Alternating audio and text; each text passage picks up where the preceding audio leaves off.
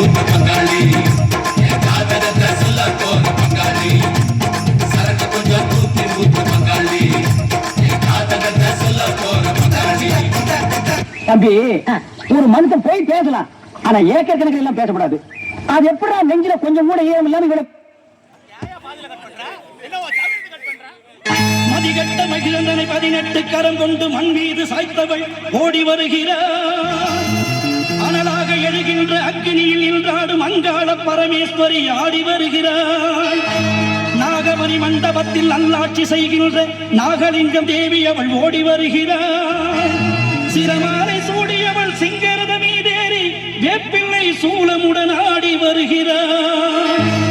சக்தி வருகிறாள், அன்னை சக்தி வருகிறாள், சக்தி வருகிறாள், அன்னை சக்தி வருகிறாள்.